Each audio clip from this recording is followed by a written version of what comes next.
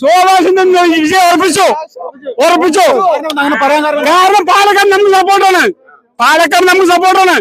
Palakkad municipality ഒഴികെയുള്ള സ്ഥലങ്ങളിൽ BJP ഇത്തവണ മുന്നേറ്റം ഉണ്ടാക്കും. 100% ശോഭാസുരേന്ദ്രൻ ജയിക്കും, ഉറപ്പാണ്. നമസ്കാരം. പാലക്കാട് എങ്ങനെയാണ് ബി.ജെ.പിയുടെ സാധ്യതകൾ എങ്ങനെയാണ്? പാലക്കാട് 100% ഇപ്പോ ജയിച്ചിരിക്കുകയാണ്. കാരണം എന്താ പറഞ്ഞപ്പോ ഓപ്പോസിറ്റ് നിൽക്കുന്ന കോൺഗ്രസ് ആയിക്കോട്ടെ കമ്മ്യൂണിസ്റ്റ് ആയിക്കോട്ടെ, ഇവര് രണ്ടുപേരും ഡീലിന്റെ ഇതിൽ വന്നിട്ട് ഒരുമിച്ച് നിന്ന് എന്താ പറയാ മത്സരിക്കുകയാണ്. ഇപ്പൊ ഞങ്ങൾ ബി.ജെ.പി എന്ന് പറഞ്ഞ തനിച്ചാണ്. എന്തായാലും ഈ പ്രാവശ്യം ഉറപ്പായി വിജയിച്ചിരിക്കും 100%. മുനിസിപ്പാലിറ്റി ഒഴികെയുള്ള പിരായിരി അല്ലെങ്കിൽ മാത്തൂര്, കണ്ണാടി പോലുള്ള പഞ്ചായത്തുകൾ ഇവിടെ ബി.ജെ.പി എല്ലാ വട്ടവും പുറകിൽ പോകുന്നതാണ്, പരാജയപ്പെടാനുള്ള സാധ്യത. ഇത്തവണ ഒരു മാറ്റം ഉണ്ടാകും അവിടെ.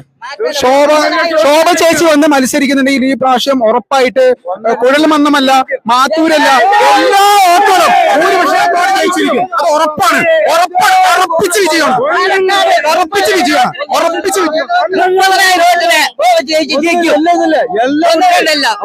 കേരളം മാറി വിരിയാൻ പോകണം. താമര കേരളം മൊത്തം താമരയാണ്. 1.5 ലക്ഷം വോട്ടിന് ജയിച്ചിരിക്കും. ചേച്ചിയുടെ ഒരു വാർത്ത കേട്ടപ്പോൾ ഞാൻ കരഞ്ഞുപോയി. ആ ചേച്ചിക്ക് വേണ്ടി ഞാൻ ഇപ്പൊ വന്നേക്കണേ, എന്റെ പണിയും കളഞ്ഞു വന്നേക്കണേ. ആ ചേച്ചി 25% കൂള് ചേച്ചി ജയിച്ചിരിക്കും. ശോഭ ചേച്ചി ഇത്രയും ആവേശത്തോടു കൂടി ശോഭ ചേച്ചിയെ സപ്പോർട്ട് ചെയ്യാനുള്ള കാരണം ചേച്ചി കഴക്കൂടത്ത് ഒന്നും ചെയ്യാൻ പറ്റില്ല എന്ന് പറഞ്ഞു. പക്ഷെ ഈ പാലക്കാട് വേണ്ടി ചേച്ചി ഇറങ്ങിയത് ഞങ്ങൾ ജയിപ്പിച്ചിരിക്കും. ഉറപ്പ്, ഒരു സംശയമില്ല, 100% ഉറപ്പ്. ഈ എന്തെങ്കിലും തരത്തിലുള്ള ഭീഷണി ഉണ്ടോ? ഭീഷണിയില്ല, ഞങ്ങൾക്ക് ഭീഷണി ഇല്ല. ഞങ്ങൾ ഭീഷണി ഇറങ്ങേണ്ടിയതായി. ഞങ്ങൾക്ക് അങ്ങോട്ട് ഭീഷണിയില്ല. ഞങ്ങൾ ചേച്ചി ജയിപ്പിച്ചിരിക്കും. ഞങ്ങള് ഉറപ്പ്. UDF LDF ഒന്നിച്ച് നിൽക്കുമോ തോൽപ്പിക്കാൻ? അവര് നിന്നാലും ഞങ്ങൾക്ക് പ്രശ്നമില്ല, ഒന്നും ചെയ്യാൻ പറ്റില്ല. ഞങ്ങൾ ജയിപ്പിച്ചിരിക്കും. ഇവിടുത്തെ ജനങ്ങളെ കണ്ടുപിടിക്കുന്ന ഓരോ കാര്യങ്ങളും ഈ പോലീസുകാർ വരുന്നില്ല. പോലീസുകാർ ഞങ്ങൾ ഇപ്പൊ വന്നപ്പോ പറഞ്ഞു CPI പിണറായിയുടെ പോലീസുകാരാന്ന് പറഞ്ഞു. പക്ഷെ ഈ പ്രാവശ്യം ശോഭ ചേച്ചി ഉണ്ടെങ്കിൽ ആ ചേച്ചി ഇവിടെ നല്ല കാര്യം ചെയ്തിരിക്കും 100%. ഇനി SDPI കൂടുതൽ നിന്നാലും, SDPI ഒരു 3 പേര് കൂടുതൽ നിന്നാലും ഇവിടെ ഒന്നും ചെയ്യാൻ, ഒരു ചുക്കും ഇവിടെ ചെയ്യാൻ പറ്റില്ല. അത് ഉറപ്പാണ്.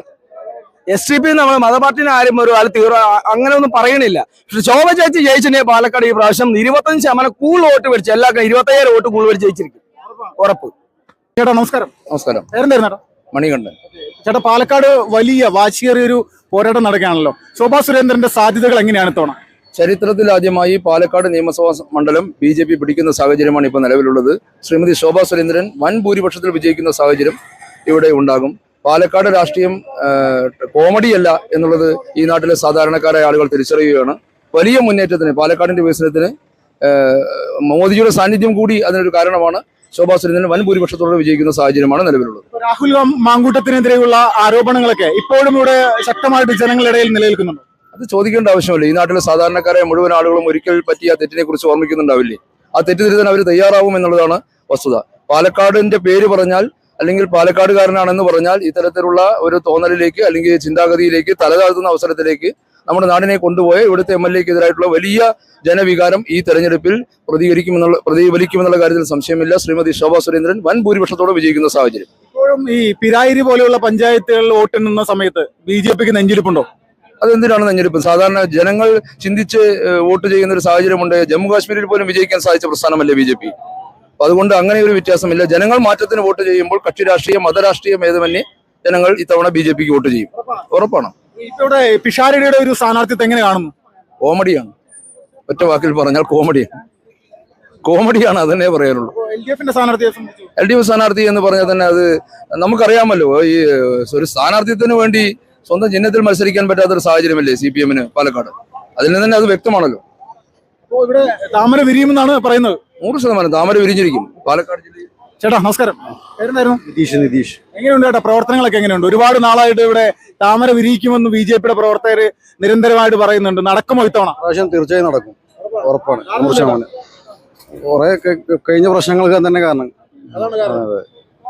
ചേട്ടാ നമസ്കാരം. നമസ്കാരം. എങ്ങനെയുണ്ട് ചേട്ടാ തെരഞ്ഞെടുപ്പ് ചൂട് എങ്ങനെയുണ്ട്? നല്ല ചൂടാണ്, പാലക്കാട് ചൂട് തന്നെയാണ്.